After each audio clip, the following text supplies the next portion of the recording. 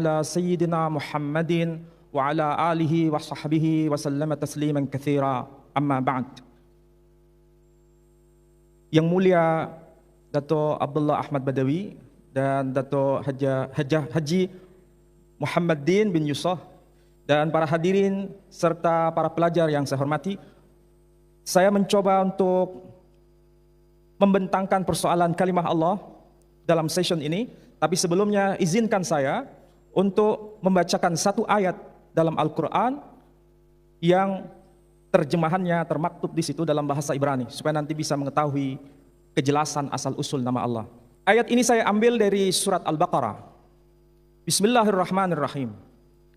Am kuntum syuhada'a il hadara Ya'qub al-maut idh qala li banihi ma ta'buduna min ba'di qalu na'budu ilahaka wa ilaha abaika Ibrahim wa Ismail wa Ishaqa ilaha wahida wa nahnu lahu muslimun. Teks ayatnya berbunyi demikian. Yang menarik, dalam bahasa Ibrani ini disebutkan begini.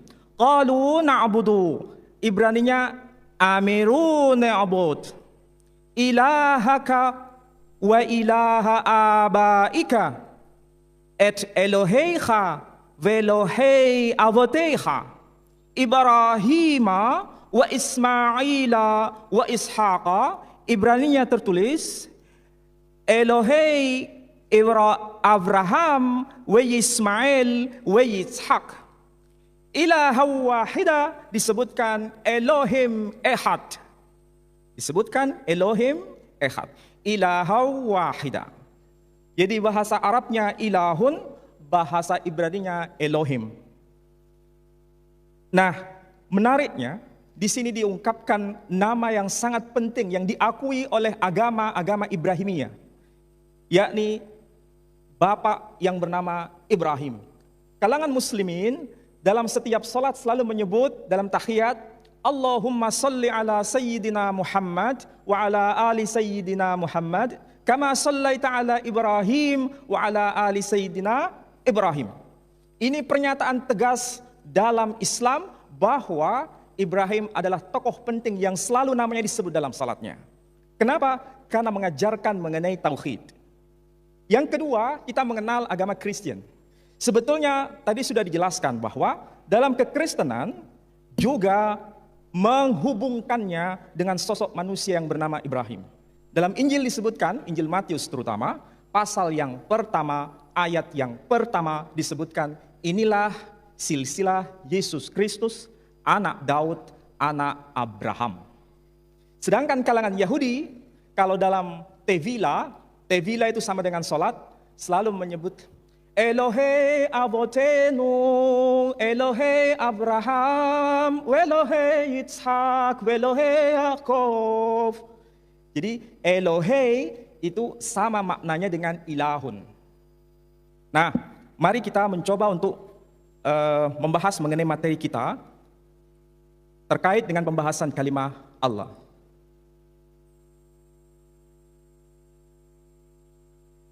Nah, Ibrahim, para ahli, para pakar, para scholar menyebutkan bahwa Ibrahim itu berasal dari Mesopotamia. Mesopotamia itu sekarang sama dengan Irak. Negaranya waktu itu disebut dengan nama Babylon. Sehingga bahasa yang berlaku pada masa itu disebut sebagai Babylonian language. Islam melalui Al-Quran mengetahui nama Babylon dengan sebutan Babil. Sedangkan dalam Injil, dalam Alkitab, dalam Bible menyebutnya dengan istilah Babel. Jadi versi Quran menyebut sebutan nama negeri itu dengan sebutan Babil, sedangkan dalam bahasa Hebrew, Ibrani menyebutnya Babel. Coba kita cermati. Dalam slide ini, sayang dari belakang mungkin tidak terlalu jelas, tapi saya akan coba jelaskan. Dalam Al-Quran, tadi disebutkan ada nama Ismail. Versi bahasa Hebrew, Quran terjemahan Hebrew, menyebutnya Yismael. Menyebutnya Yismael. Al-Quran menyebutnya Israel. Dalam bahasa Hebrew, dalam bahasa Ibrani, menyebutnya Yisrael. Dalam Al-Quran menyebutnya Jibril. Dalam kitab Torah berbahasa Ibrani menyebutnya Gabriel. Dalam Quran menyebutnya Habil. Dalam bahasa Ibrani menyebutnya Habel. Secara linguistik, secara bahasa Ibrani mengekalkan istilah El. Dalam bahasa Arab, Quran mengekalkan istilah Il. Ini sepadan maknanya dengan Tuhan. Sepadan maknanya dengan Tuhan. Bahasa Ibrani maupun bahasa Arab ini sebetulnya bentuk dari bahasa yang lebih kuno yang dipakai oleh Abraham atau Ibrahim yang menggunakan bahasa Arameo atau yang disebut sebagai bahasa Aramaik. Bahasa Aramaik. Bahasa Aramaik itu adalah bahasa yang lebih kuno dibanding bahasa Arab dan bahasa Ibrani. Bahasa inilah yang dipakai oleh Ibrahim atau Abraham itu. Dan sampai sekarang kita bisa menyaksikan bukti otentik tulisan yang sezaman dengan Ibrahim atau Abraham. Tulisan ini bukan ditulis di atas kertas, juga bukan ditulis di atas deluang, juga bukan ditulis di atas manuskrip yang berupa megilot, kulit binatang. Tetapi manuskrip ini tertulis di atas lempengan batu, lihat. Saya akan coba tampilkan di sini. Inilah salah satu bukti teks yang sezaman, yang sampai sekarang masih kita bisa saksikan. Usianya sama seperti usia Ibrahim atau Abraham. Tulisannya seperti apa? Tulisannya seperti ini. Yang kemudian para sarjana menyebutnya sebagai tulisan paku. Di dalam teks ini justru membuktikan pengekalan sebutan nama Babil, bukan penyebutan nama Babel. Jadi nampaknya bahasa Arab lebih dekat dengan bahasa Aram, lebih dekat dengan bahasa nenek moyang yakni Ibrahim dibanding kedekatan bahasa Ibrani dengan bahasa Aram. Ini yang harus dicermati oleh para sarjana. Saya yakin di antara kita yang hadir di sini ada yang Kristen. Ini bisa kita jadikan momen untuk saling belajar bahwa kekunoan, keklasikan bahasa Aram menjadi bukti hubungan bahasa Aram dengan Arab ini lebih dekat dibanding kedekatan bahasa Ibrani dengan bahasa Aram itu sendiri. Dalam Al-Quran menyebut nama Babil, dalam teks Arameo, bahasa Aram menyebut kata Babil. Dalam teks Quran menyebut Israel, dalam bahasa Aramaik juga menyebut kata Israel, bukan Yisrael. Ini sebagai bukti yang tidak bisa dibantah oleh sarjana manapun. Ini yang harus diketahui bersama. Kemudian, kalau kita sudah tahu bahwa istilah El maupun Il menunjuk sebutan Tuhan, sama dengan maknanya dengan Tuhan. Lalu siapa yang bernama Allah itu, yang sekarang lagi menjadi polemik bersama? Nah, saya akan mencoba untuk membedah persoalan ini, karena di dalam bahasa Ibrani, bahasa Aram, dan bahasa Arab, sebetulnya kalau kita mau jujur, pengungkapan istilah Allah yang di Indonesia itu dilafalkan dengan dua versi. Tulisan sama, tapi pronunciation berbeda. Orang Muslim di Indonesia menyebut nama Allah. Sementara kaum Kristen di Indonesia menyebut istilahnya dengan pronunciation Allah. Makanya tadi Pak Moko Ginta ada sebutan nama Allah, itu versi Kristen. Meskipun tulisannya sama. Nah, ini yang menjadi polemik besar adalah siapa sebetulnya nama yang dikenalkan oleh Ibrahim atau Abraham kepada anak cucunya itu. Siapa sebetulnya nama yang dikekalkan oleh Ibrahim kepada anak cucunya. Kalau Ibrahim menyebut kata Il sebagai sebutan, lalu siapa namanya? Disinilah ada terjadi kesilapan di antara pengkaji agama-agama, terutama yang merujuk pada agama Kristen, Islam, dan Yahudi. Dalam agama Yahudi, itu menyebut ada beberapa istilah di situ. Ada istilah El,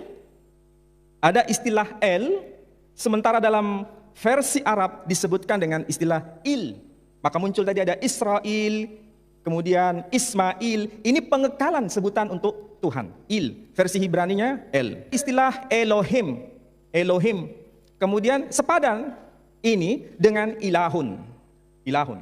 Tapi yang paling penting di sini, kalau versi Ibrani menyebutnya huruf Yod, He, Vav, He. Yod, He, Vav, He. Kalau dibaca versi Torah sekarang, itu kalau mau dibaca, bacaannya itu bisa berupa Yahweh, bisa berupa Yehovah. Orang Kristen menggunakan istilah yang bertabrakan dengan versi Ibrani, menyebutnya Yahweh. Padahal penyebutan istilah Yahweh tidak pernah muncul dalam kitab Torah. Yang justru muncul adalah sebutan Yahweh atau Yehovah. Yang di dalam Al-Quran, bahasa Arab, tertulisnya Alif, Lam, Lam, Ha. Kita melafalkannya Allah. Ada sesuatu yang cukup menarik dalam pengkajian bahasa Arab ini. Sesuatu yang ditulis dengan huruf Arab biasanya dibaca sesuai dengan tulisan. Biasanya dibaca sesuai dengan tulisan. Tapi ada satu kata yang tulisannya tidak dibaca sesuai dengan tulisan. Tidak ada seorang pun di kalangan masyarakat Timur Tengah ketika menjumpai istilah Alif, Lam, Lam, Ha dibaca Allah. Tetapi mereka serempak menyebutnya dengan pronunciation Allah. Menyebut dengan sebutan Allah. Allah ini tidak dikonstruksi dari bahasa Arab. Tetapi ini adalah istilah non-Arab yang diarabkan. Jadi bukan asli istilah Arab. Memang ada beberapa sarjana kontemporer mengatakan bahwa istilah Allah itu dibuat dari al plus ilah. Al-ilah diringkas menjadi Allah. Ada yang mengatakan begitu. Tetapi saya sendiri tidak sepakat dengan pemahaman seperti itu. Sebab kalau kita bersepakat dengan istilah itu, kita akan bertabrakan dengan data sejarah. Karena kita tahu Abraham atau Ibrahim bukanlah orang Arab, tetapi orang yang diarabkan. Makanya dalam tarikh kita sebut Ibrahim itu bukan sebagai aribah, orang Arab asli, tetapi disebut sebagai musta'ribah, orang yang diarabkan. Artinya beliau bukan asli orang Arab dan bukan penutur asli berbahasa Arab. Tetapi kita menerima istilah Allah ini, tadi sudah saya sebut, kedekatan bahasa Arab lebih dekat dengan bahasa Aram. Sementara bahasa Ibrani, pronunciation-nya Yod, He, Vav, He, Yehovah. Yehovah, kadang Yahweh. Arab menyebutnya Allah. Hukum linguistik membuktikan Yod, huruf Ya Ibrani, dalam Arab itu menjadi alif. Tadi saya contohkan, Yismael, huruf Ya, Yod. Arab menjadi Ismail, alif. Kemudian Yisrael, Arab menjadi Israel. Jadi dengan pendekatan ini, membuktikan bahwa pronunciation yang lebih dekat bahasa yang dikenalkan oleh Ibrahim atau Abraham dalam bahasa Aramaik sama dengan bahasa Arab menyebut kata Allah. Ini menandaskan hubungan antara Islam dan Ibrahim tidak pernah bergeser. Kita bisa tahu bahwa Islam ini diajarkan oleh Muhammad sallallahu alaihi wasallam. Muhammad bin Abdullah bin Abdul Muttalib bin Hashim bin Abdi Manaf bin Qusay bin Kilab bin Murrah bin Ka'ab bin Lu'ay bin Ghalib ibn Quraisy alias Fikhr bin Kinanah bin Khuzaimah bin Mudrikah bin Ilyas bin Mudar bin Nizar bin Udad bin Zaid bin Yaqdir bin Yaqdum bin Hamasa bin Nabat bin Kaidar bin Ismail bin Ibrahim. Jadi antara Ibrahim dengan Muhammad sallallahu alaihi wasallam religionnya sama. Ini menandaskan ada pewarisan tradisi iman Ibrahim kepada Nabi Muhammad sallallahu alaihi wasallam. Jadi yang dikekalkan nama Allah, Islam memiliki hak penuh dalam pembelaan nama Allah ini. Masalah yang sekarang muncul, orang Kristen dimanapun pasti tahu. Saya kira saya masih hafal, ada seorang profesor di Malaya University yang bernama Profesor James Collins. Mungkin yang hadir di sini pernah berjumpa dengan beliau, dan insya Allah masih mengajar di sana. James Collins. Dia menulis sebuah buku Sanskrit in Indonesia atau Sanskrit in Malay. Dia adalah sebetulnya seorang pakar dalam bahasa Greek. Ketika datang ke tanah Melayu, ke Asia Tenggara, beliau menemukan sesuatu yang sangat penting. Mengapa? Ternyata bahasa Melayu sejak abad pertengahan itu telah menjadi bahasa lingua franca untuk seluruh kawasan Asia Tenggara. Jadi bahasa Melayu adalah identity marker of Malay region. Jadi merupakan identitas bagi komunitas kemelayuan di Asia Tenggara. pada masa abad pertengahan. Itu kesimpulan beliau. Ternyata pada masa abad pertengahan itu pula, di Eropa, bahasa Latin juga menjadi lingua franca pada zamannya. Jadi, pada masa abad pertengahan, orang-orang Melayu sudah mengalami kecenderungan keilmuan yang cukup luar biasa.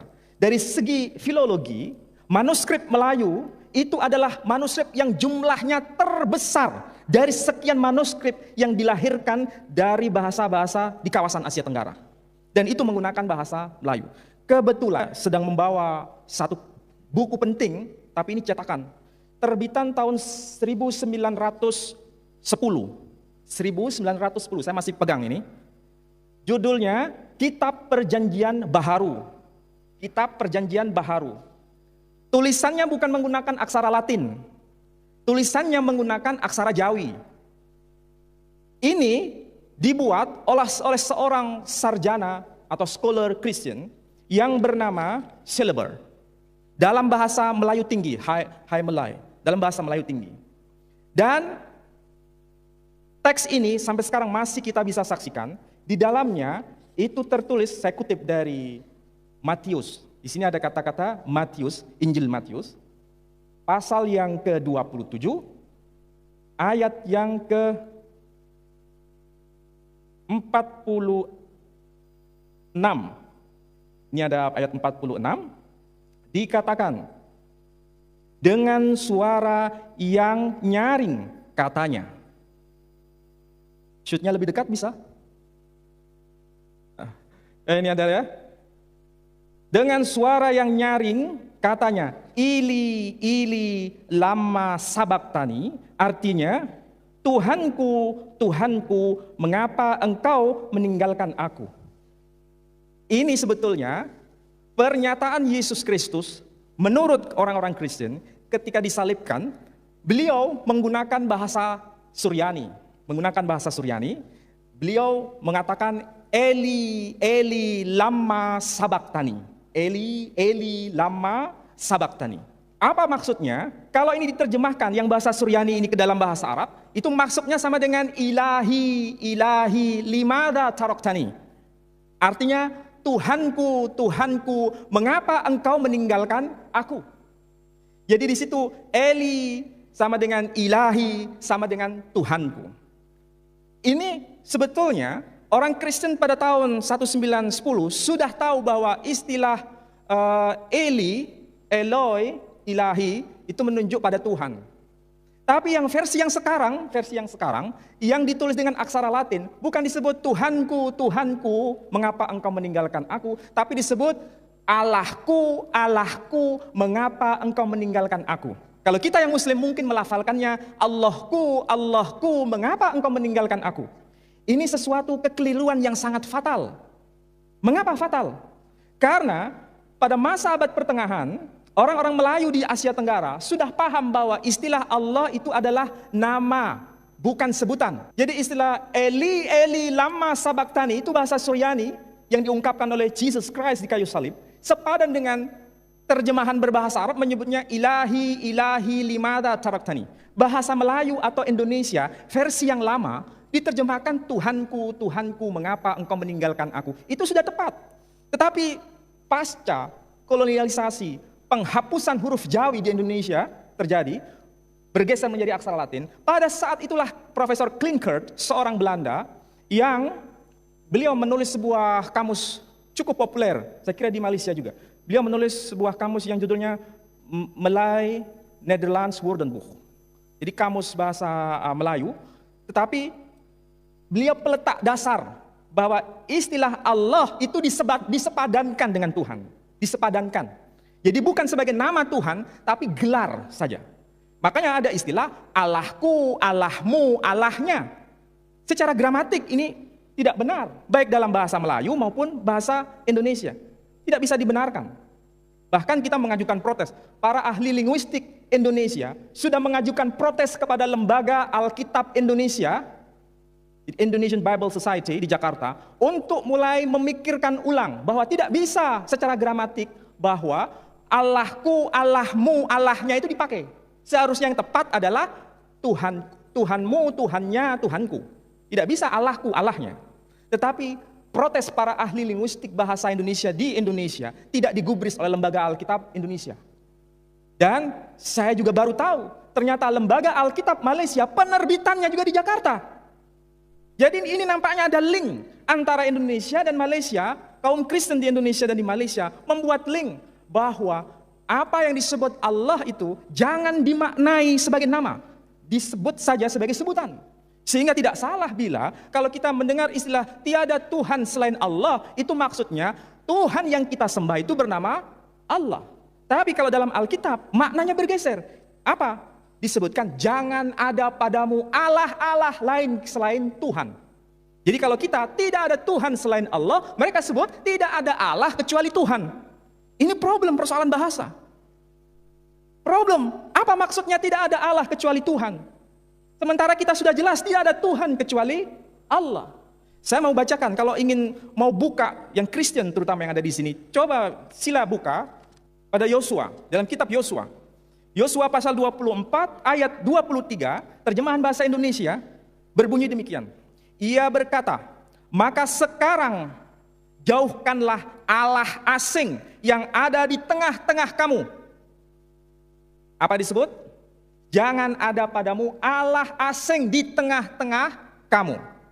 Kalau begitu, maksudnya Allah asing itu sama dengan Tuhan-Tuhan yang asing. Jadi Allah di sini maksudnya bukan nama, tapi sebagai sebutan. Itulah yang membuat kita gelisah sebagai seorang Muslim, baik Malaysia di Indonesia. Bagaimana mungkin Allah yang sebagai nama diubah maknanya menjadi sebutan? Karena mereka memang punya testimoni, credo, bahwa Allah di dunia ini banyak. Ada Allah A, ada Allah B, ada Allah C. Tapi Allah orang Kristen yang disembah bernama Jesus Christ. Jadi sebutan Allah, memang mereka menyembah Allah. Tapi Allah yang dimaksud bernama Jesus Christ. Sementara Muslim, Tuhan yang kita sembah itu adalah bernama Allah. Jadi kita tidak mungkin bisa terima penggunaan mereka dengan sebutan Allah berbeda dengan penggunaan istilah Allah bagi seorang Muslim. Meskipun dengan istilah yang sama, tapi makna berbeda 360 derajat. Itulah yang menyebabkan kita tidak bisa bertemu. Yang kedua, tidak perlu hanya orang Islam yang harus kritik. Tapi orang Kristen Indonesia maupun orang Kristen Malaysia juga mengkritik dari tata bahasa Melayu dan Indonesia. Karena tidak mungkin istilah Allahku dan Allahmu itu dikekalkan. Karena bertabrakan dengan nahwu, baik Malaysia maupun Indonesia. Inilah yang menyebabkan kita mengajukan protes. Saya kira begini, Malaysia ini adalah test case. Di Indonesia kita semua sudah gelisah. Bukan hanya saya yang gelisah. Semua pembicara yang ada tadi gelisah. Dan orang-orang di Indonesia sudah gelisah mengenai penggunaan istilah Allah dalam Bible orang-orang Kristen di Indonesia. Kami sudah mengajukan protes, para ahli bahasa Indonesia mengajukan protes. Tapi Lembaga Alkitab Indonesia tidak pernah menghapusnya. Tetap saja. Jadi mau tidak mau, pemerintah harus ikut campur dalam menegaskan ini. Dan Malaysia sudah memulai ini, kami salut dengan apa yang dilakukan itu. Tanpa itu tidak bisa. Kalau misalnya dengan dalih, orang-orang Kristen di Malaysia mengatakan orang-orang Sarawak sudah mengenal istilah Allah itu, sudah mengenal. Apa alasannya? Di rumah saya punya Alkitab berbahasa Dayak Maanyan. Saya belum cek yang bahasa Dayak Iban yang ada di Malaysia. Dalam bahasa Dayak Maanyan itu sempat saya kutip di sini. Ada teks yang berbunyi begini. Ketika Yesus disalibkan, apa yang dikatakan? Yesus nuing, sintama Tuhan Allah talanu. Sintama Tuhan Allah talanu. Anri sagalis seinu, anri sagalis amiru renu, nelang anri katulu akal budinu. Maaf, saya nggak bisa bahasa Dayak, tapi di sini saya sempat menemukan Tuhan Allah talanu. Berarti terjemahan ini memberikan konfirmasi bahwa orang-orang Dayak sebelum mengenal Bible ini, mereka sudah kenal Allah Talanu. Apa itu Allah Talanu? Allah Talanu berarti Allah Ta'ala milikku. Allah Talanu, Allah Ta'ala. Ini menandakan bahwa Islamisasi di tanah Dayak lebih awal dibanding Kristen itu sendiri. Oleh karena itu orang Kristen memanfaatkan istilah alat talanu dipakai oleh mereka. Ini adalah proses evangelisasi kepada orang-orang Muslim di tanah Dayak. Jadi orang yang mengatakan bahwa Allah sudah dipakai oleh orang-orang Kristen di tanah Melayu maupun di Indonesia, itu sebetulnya alasan yang tidak bisa dibenarkan. Justru ini adalah sebuah terjemahan yang tentu saja harus menghormati bahasa asli. Saya berani mengatakan di sini, orang-orang Kristen pasti merujuk pada teks asli. Teks asli umat Islam berbahasa Arab dan muncul kata Allah. Orang-orang Kristen mengakui bahwa teks asli New Testament, the New Testament, Perjanjian Baru, itu ditulis dalam bahasa Greek. Tapi di dalam bahasa Greek tidak pernah muncul kata Allah, satu pun tidak pernah muncul. Justru yang ada, kalau saya mau boleh kutip, dalam Injil Yohanes pasal 1 ayat 1 disebutkan en arche en hologos, kai hologos proston theon, kai theos en hologos. Itu bahasa Greeknya. En arche, pada mulanya. Orang Malaysia mengatakan pada mulanya. Di Indonesia pada mulanya. En arche, en hologos adalah logos. Logos itu kalau bahasa kita sama dengan firman. En hologos proston theon, dan logos atau firman itu bersama-sama dengan theon, yaitu theos. Kai theos en hologos, dan firman itu adalah theos. Jadi yang ada itu kata theos, kalimah theos, bukan kalimah Allah. Merujuk pada teks asli. Kalau teks asli tertulis theos, theon, lebih baik itu yang dipakai sebagai identity marker orang-orang Kristen di Malaysia maupun di Indonesia atau Asia Tenggara ini. Seharusnya menggunakan theos. Dan Roman Katolik yang menggunakan bahasa Latin, muncul kata dios. Dios dan theos, dios bahasa Latin, theos bahasa Greek. Latin dan bahasa Greek itu satu rumpun. Maka yang satu menyebutnya dios, yang satu theos. Dan ini satu akar dengan bahasa Sanskrit, dios. Maka ada dius pater. Jadi satu rumpun. Jadi kalau kembali pada teks asli, sebetulnya tidak ada masalah. Dan umat Islam merujuk pada teks asli, muncul kata Allah. Nah, masalahnya yang terjemahan bahasa Indonesia atau bahasa Melayu, diterjemahkan apa? Pada mulanya adalah firman, firman itu bersama-sama dengan Allah, dan firman itu adalah Allah. Yang di negeri Arab, yang Injil berbahasa Arab menyebutkan, fil bad'i kanal kalimah, wal kalimatu kana indallah, wal kalimatullah. Jadi mereka menggunakan istilah Allah dalam konteks Kristen Timur Tengah, betul, ada kata Allah. Tapi ingat, itu bukan teks asli. Itu adalah teks terjemahan Injil berbahasa Arab. Masalahnya di Indonesia itu lain kalau di pesantren. Orang-orang Kristen, cerdik pandai Kristen, itu ke pesantren-pesantren di Indonesia. Dan datang ke sana dengan membawa Alkitabul Muqaddas. Kalau orang-orang pesantren, kiai-kiai di pesantren, terutama yang di desa-desa, selalu mengatakan, oh ini ya Injil yang asli. Mengapa? Karena mereka berpikir bahwa yang asli itu berbahasa Arab. Jadi dikiranya Nabi Isa itu berbahasa Arab. Padahal itu hanya terjemahan. Nah inilah yang dipakai, kelemahan seperti inilah yang dipakai oleh orang-orang Kristen untuk melakukan evangelisasi. Melalui bahasa yang dikekalkan di kalangan mereka. Jadi saya kira di sini juga menjadi problem. Jadi mudah-mudahan kita mulai duduk bersama. Tidak perlu hanya orang-orang Muslim. Kalau bisa orang Muslim dan non-Muslim, terutama yang Kristen, mengadakan dialog. Bukan debat tapi dialog. Untuk memperbincangkan persoalan seperti ini. Salah satunya mengenai kalimah Allah ini. Supaya sama-sama tahu. Kita selama ini tidak tahu Kristen itu seperti apa. Karena kita memang tidak pernah mengadakan dialog dengan mereka. Orang Kristen juga tidak tahu Islam. Juga karena tidak mengadakan dialog dengan kita. Tetapi kalau kita sama-sama dialog. Tahu bagaimana Injil dan bagaimana Quran. Ayo duduk bersama memperbincangkan ini. Nanti akan jelas. Kalau mengatakan bertujuan mengembalikan pada teks asli. Maka Allah sebagai nama kembalinya pada Islam. Kristen gunakanlah kata theos atau kurios. Karena itu yang muncul. Sehingga kalau dengan demikian adil kita. Tidak perlu ada saling curiga mencurigai. Muslim bisa toleransi kepada yang Kristen bisa toleransi kepada yang Muslim. Mudah-mudahan apa yang saya sampaikan cukup memberikan sebagai pengantar. Nanti kita bisa dialog lebih intensif. Supaya kita bisa memperoleh pengetahuan baru mengenai hal ini. Saya kira apa yang saya sampaikan cukup sekian dan terima kasih atas perhatian saudara semua.